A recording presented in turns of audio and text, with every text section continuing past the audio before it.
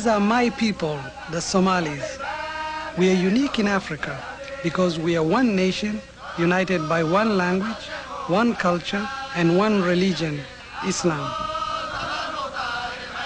We are known as the Irish of Africa because we have always been ready to fight the colonial powers who have divided our nation and denied us our wish for an independent Somali state.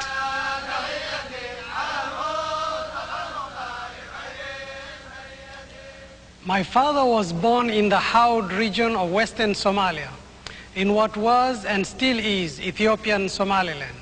He was a Somali. My name is Hussein Mohammed Adam. I was born in Arusha, northern Tanzania, and I am a Somali. It is this deep personal belief in belonging to the Somali nation, handed down from father to son, which has driven our people to fight against impossible odds, to endure defeat, only to fight again and again and again.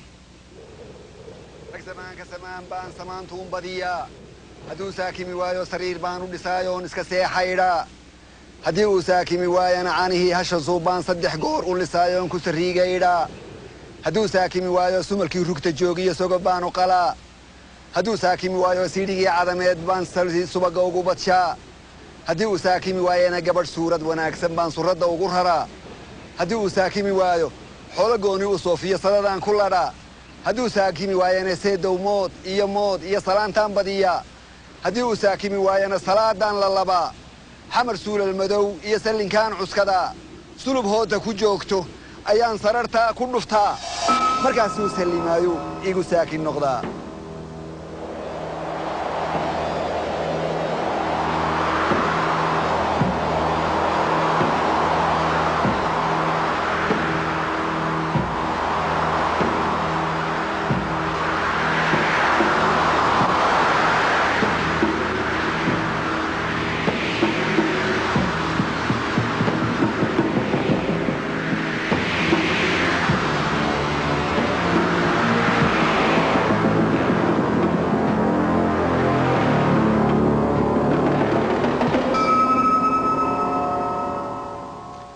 In this film, I want to try to explain to you what's happening in my country, how we are trying to sort out problems created many years ago, how a nation of 5 million people is trying to take care of 1 million refugees who have nowhere else to go, and what's like for a small third world country to try to live with the superpowers, and also how we are trying to transform the Somali nation into a modern African state.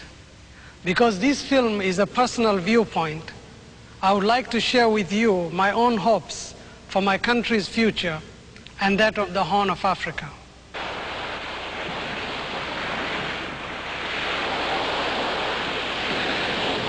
For centuries, our capital, Mogadishu, was a major trading port and a center for Islamic learning. But it has known domination by both the Italian and British empires. We have learned to live with their symbols of past triumph, but we have yet to find a way to live with the last empire in Africa, the Ethiopian.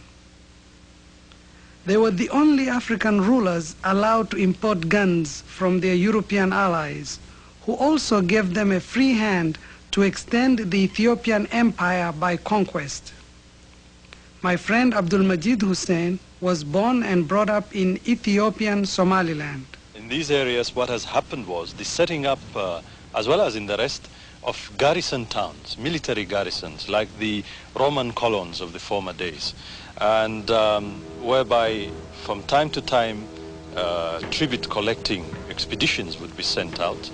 And in the Somali areas, this would mean the looting of cattle and camels and any other herds that they had. In the case of the other settled agriculturalists, this would be tribute collected in the form of grain, and in some areas, in fact, tribute collected in the form of slaves.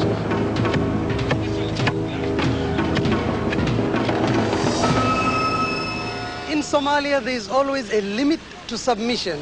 In 1899, the Sayyid Mohammed Abdallah Hassan proclaimed a jihad, a holy war to regain our independence and reunite our dismembered nation. For 20 years, his army of dervishes, masters of guerrilla warfare, fought the armies of 3 empires, the British, the Italians, and the Ethiopians.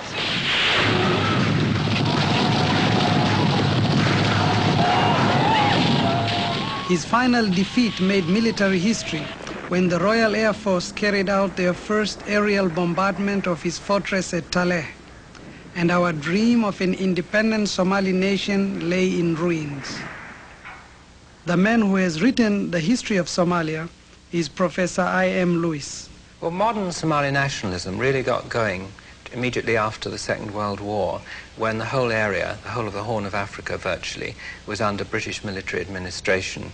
The Somalis as a people have consistently sought to form a state based on the principle of self-determination applied to them, i.e. on the principle of, in effect, Somali self-determination. And, of course, while the British were administering the area, the British Foreign Secretary of the day, Ernest Bevin, in 1946, launched his famous plan to create a state on the basis of Somali nationhood, and that this should be probably a United Nations Trust territory administered by Britain. The proposals were opposed by America, which was being lobbied strongly by Ethiopia, and which had interests in establishing military facilities, American military facilities, in Ethiopia. Once the Ethiopian area, what is ethnically Western Somalia, was finally surrendered to the Ethiopians by the British, this created a very lively nationalist movement in the British Somaliland Protectorate.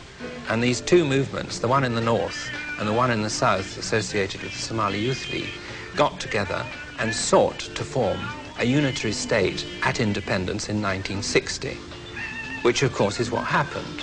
Africa, Africa, Africa, Africa,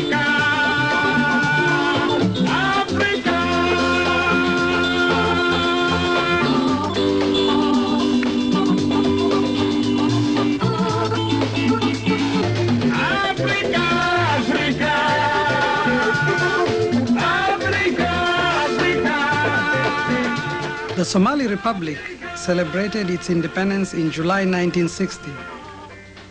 But for many of our people in the Somali nation, there was little to celebrate.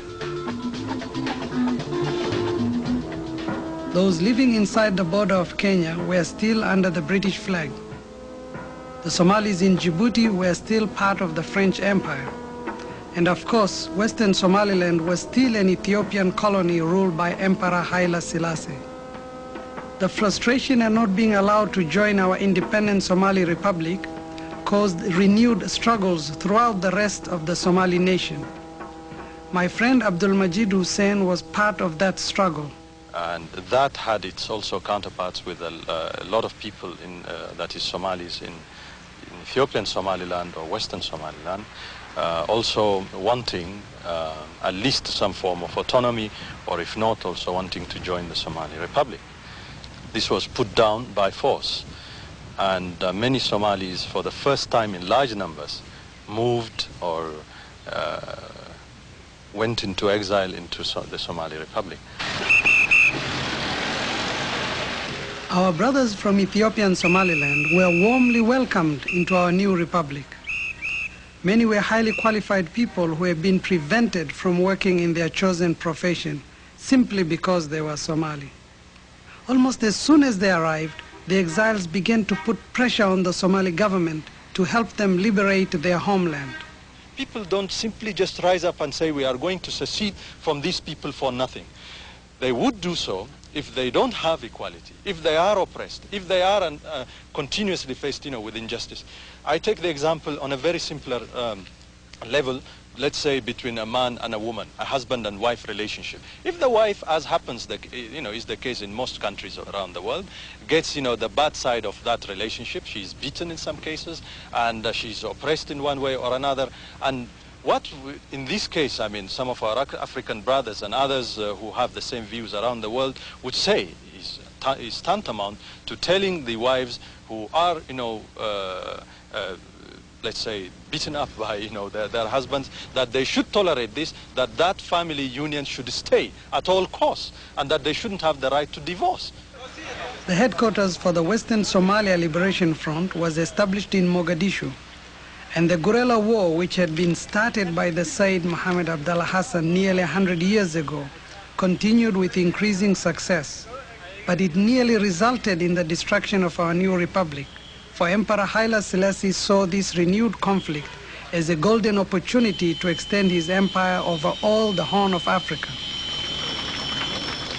Haile Selassie decided to strike at the new republic, to cut off their support to the freedom fighters, and to convince the world that this was merely a border war between two independent states and not a fight for independence by the people of Western Somaliland against the last empire in the Horn.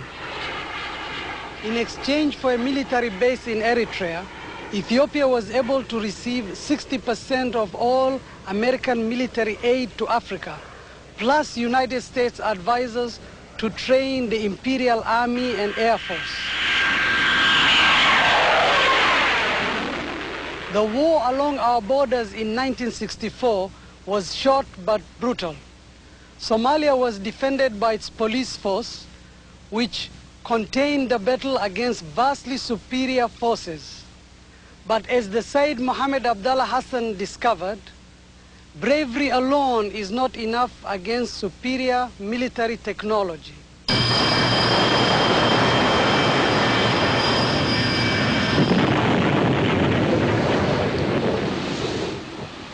The then pro-West civilian government of Somalia, did it try to obtain arms from the West? Yes, it did, and it was offered a military aid package. But, of course, it was offered this in a situation which wasn't very favorable, because it was offered a much bigger Russian package. And since the civilian government, the civilian Somali government, was aware, all too aware, that the Western powers were in general supporting Ethiopia and also opposing Somali nationalist interests and aspirations in northern Kenya, the much larger Russian package was a much more attractive offer, which they accepted. This is Berbera, one of the main reasons why the Soviet Union was happy to supply us with economic and military aid. It gave them access to the Red Sea and the Indian Ocean, and most importantly, to what is considered the most strategic supply route for the West.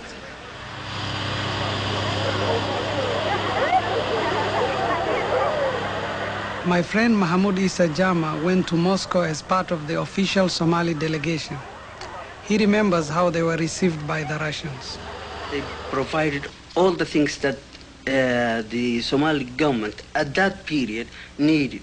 In other words, training and all the necessary vehicles they wanted for the army. Was it easier to negotiate with them? Most of us were educated in the West, you see, and it was completely new to us to negotiate with the Russians. The Russian attitude is an aggressive attitude, you see. It's a sort of, you must accept. And this is an attitude that we never get used to it. When it comes to question of negotiating, say, a trade or a commercial agreement, they don't give any concessionary thing whatsoever, not one iota. I mean, we were buying, for instance, petroleum from them, and we always had to buy from them not on concessionary terms, but on the prevailing international prices. At the same time, once they see that the country is not in a position to pay, they were always more than willing to reschedule those debts and postpone the payment of these things.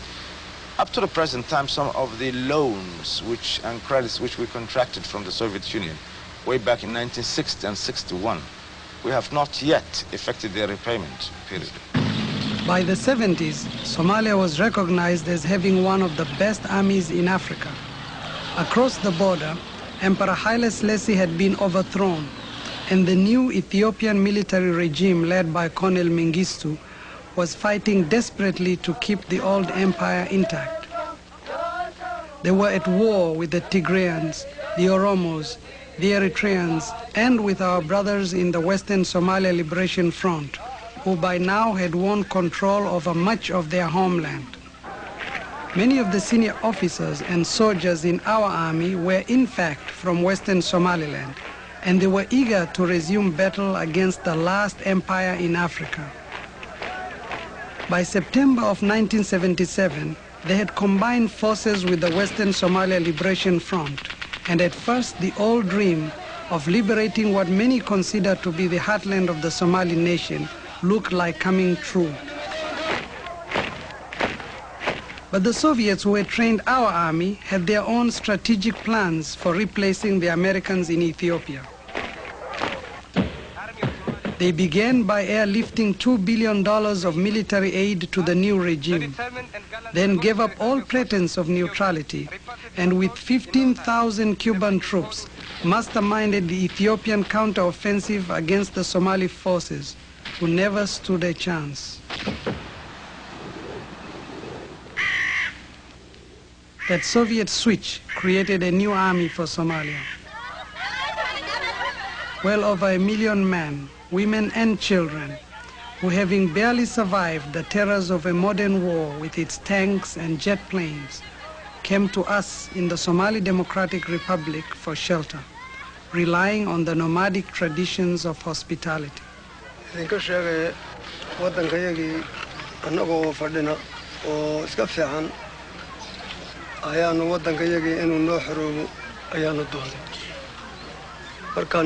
أحماره ودن كيجا هستيانو دمعنا إني ودن كيجا نوقت تجانو سيد خلقه قوة مدح بنايا أن مدح بنانا أنا قلنا دمعنا مركان نمن كيوين الديدي وأنا سليني وكان سليني أنا يجي كحورونا أنا يا نروش ليلا يكوبو يدرس فربضنا حلفوه وطن أو يمن يو فربضن ليبي يا يمن يو خلق فربضن أو حلفوه وروش قوتي يا ددنا يا نلقو دلبتي تدكي حاجة كورونا عذاب دبنا كاني حاجة سنة كارل ماتي يا ببل يا نلقو كاني تدكي الله يجينا جوبي أرواح يجينا دلي مالك يجينا وأنا يوح قاتي كده مركا كل كي أنا صار دمنا بعد يا دت صار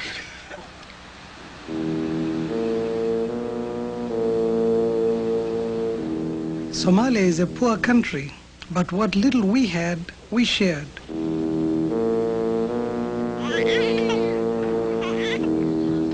By 1980, 1 person in 4 in our country was a refugee. We didn't have anything like the resources or the trained people needed to cope with such a tidal wave of human misery.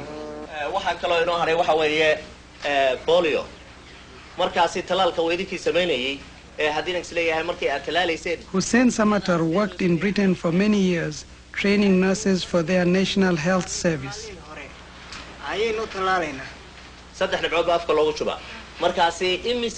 He returned to Somalia to help launch our new health program. But so desperate was the situation that he was sent to work in the refugee camps.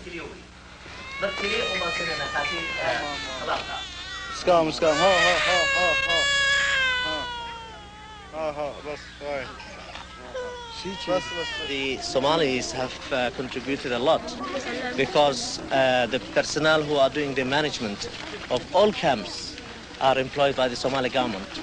And in the medical field, now we have 6 people here, and 5 of them are nurses and 1 sanitarian. So these 6 people, it's provided by the Somali government. And also, the teachers in the schools, they are all those teachers who were employed by the Ministry of Education. And also, we have what we call home economics here, taught by the refugees. And the teachers who are doing this job are also employed by the Somali government. So the whole total management of the whole camp, the personnel, the manpower, is from the Somali government.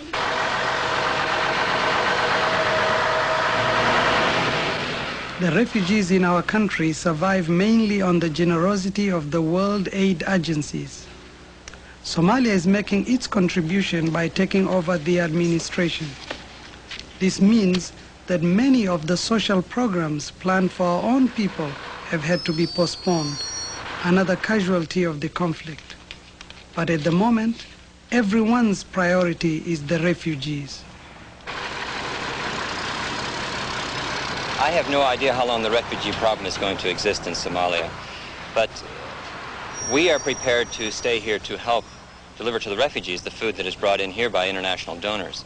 I do believe that international donors will be much more receptive to continuing to provide food for the refugees if they saw that it was going into some sort of development effort. And therefore, I would very much like to see free food discontinued and made available through Food for Work, that there be some sort of an employment scheme offered to the refugees. And the feedback I get from the chairman of the National Refugee Commission and other Somalis in responsible positions that they feel that the refugees would be very responsive to such a program. And now it's just a matter of trying to work out the mechanics.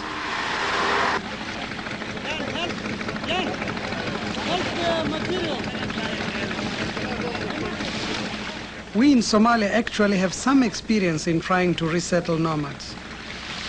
These men once roamed throughout the Somali nation with their herds of camels. The drought of '74 made them victims, and our government, wanting to give them a chance at a new life, tried to make them fishermen.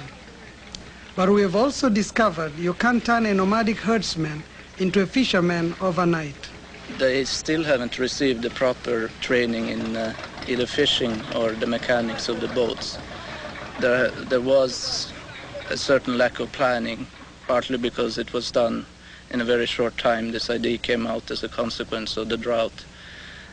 And they started them out as pure collectives, which time has shown is not very conducive to fishing development, especially because the fishermen don't feel they have any responsibility for either boats or equipment, so they don't care so much, since they can get new equipment from the government.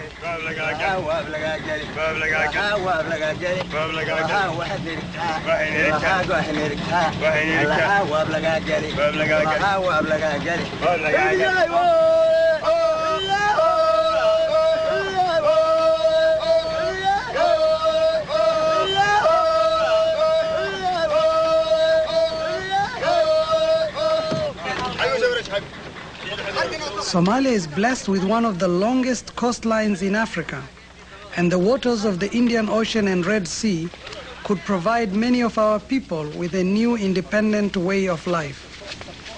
All the settlements are still completely dependent on food rations, partly from the government, but mostly through the UN World Food Program. And in my opinion, this actually is detrimental to their development, because it causes a food dependency from outside instead of being more self-sufficient.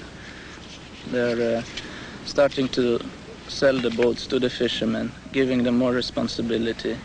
And it seems also in the long run they're going to cut down on the rations, so this dependency will gradually decrease. I think in the long run this might cause some flights away from the settlements. But if there's somebody who absolutely doesn't want to be a fisherman, nobody should force him. The best people will certainly stay.